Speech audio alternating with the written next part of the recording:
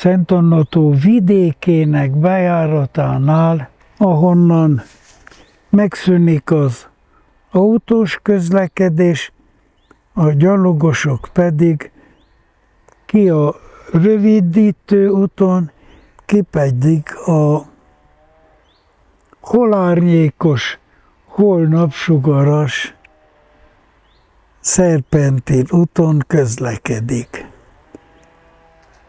Ez a kráter tulajdonképpen ikerkráter. Kettő van. Egyik, amelyik alacsonyabban fekszik, a Mohostónak a krátere, és a másik ez a magasabb. Nyilván, hogy a jégkorszak előtt, a pliocén végén ezek a vulkánok egyszerre, vagy pedig szerre öntötték a lávát.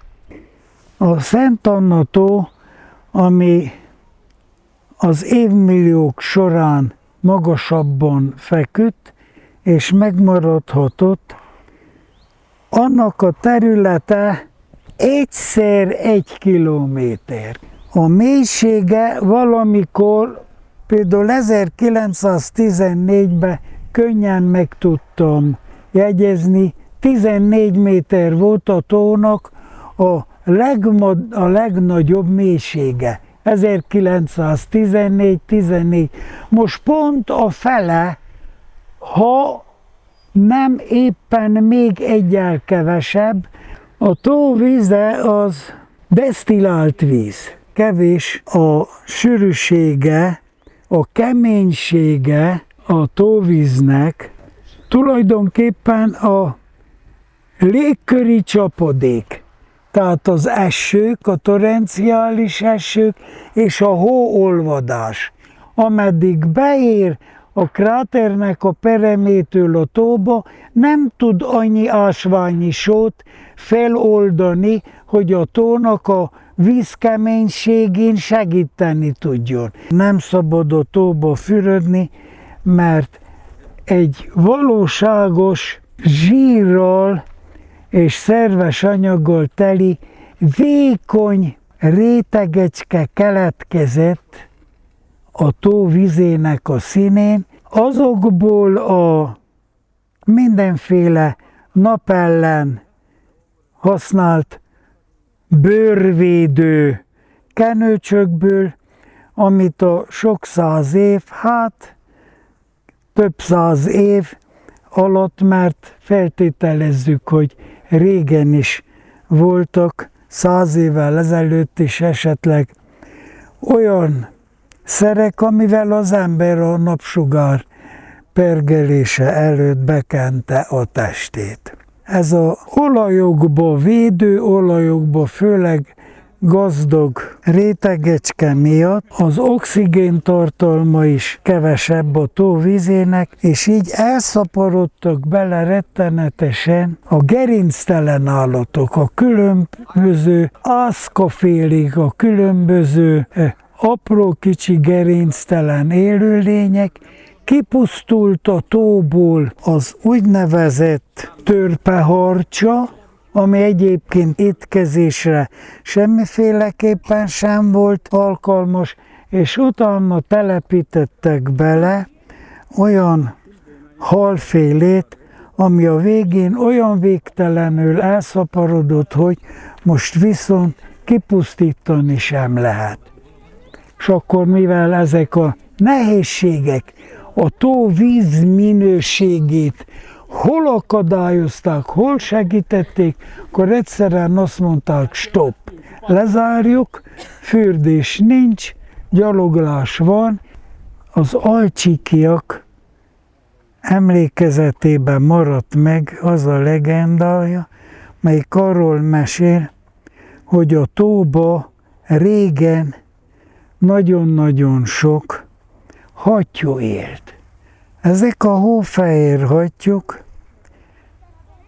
hol télen, hol nyáron megkeresték a maguk életfeltételeit, és egyszer azon vették észre magukat, hogy megjelent az az ember, amelyik ellensége lett, nem vigyáz a tónak a vizére.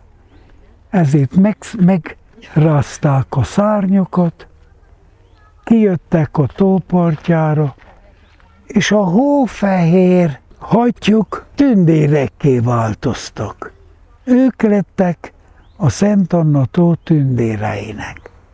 Igen ám, de itt a Nagycsomádon egy nagyon rossz lelkű embernek volt a Magos vára. A testvérének az második Ikerváron, a mostani Mohostó helyén lévő Ikervár tetején volt a vára. De mindig veszekedtek egymással, nem voltak jó testvére. De nekem olyan várom van, hogy senki lepusztítani nem tudja. De nekem olyan gyönyörű hófehér lovam van, hogy az erdőkön keresztül a vége láthatatlan rossz utakon az egyik várból a másik várba visz. Ez így ment tovább, amíg oda jutott a vita, hogy ezeket a szerencsétlen tündéreket ez a zsarnok ember befogta a hintójába, ostort vett és csapkodta őket addig, amíg bírtak menni, és mikor már nem bírtak semmit, a főtündér, Anna tündér térdre esett, az éghez fohászkodott, és elmondta azt, hogy Uram, ments meg minket ettől a nagy bajtól. Add, hogy úgy összeomoljon ennek a zsarnok embernek a vára, hogy helyette egy tó keletkezzen, és oda fújjon belé minden zsarnok.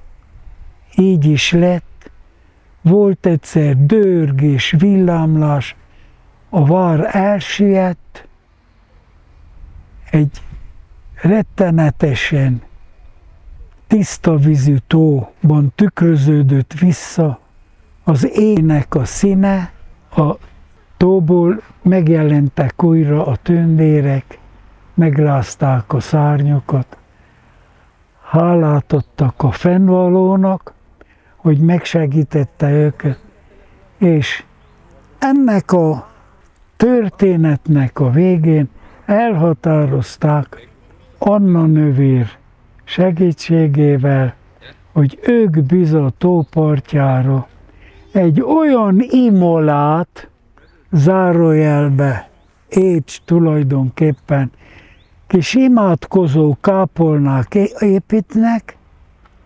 amiben imádkozni tudnak a fennvalóhoz, és megköszönik azt a segítséget, amit a fennvalóhoz és a szűzanyától kaptak, és ennek tiszteletére ezt a kápolnát, amit a Nagycsomád lábánál lévő Csikláza, katolikus Csiklázár falva építtetett, azóta nevezték el Anna tündér nevéről, Anna kápolnának, amelynek a védőszentje Szent Anna, és minden Szent Anna napkor a környékből kijönnek, és a Csiklázár falvi katolikus plebános Szent Anna napján celebrál itt egy szentmisét. És ennek a mesének itt a vége, fuss el véle, s tégy tüzet most nem kell a kemencébe, mert jó meleg augusztusban látogattunk el erre a vidékre. Schluss!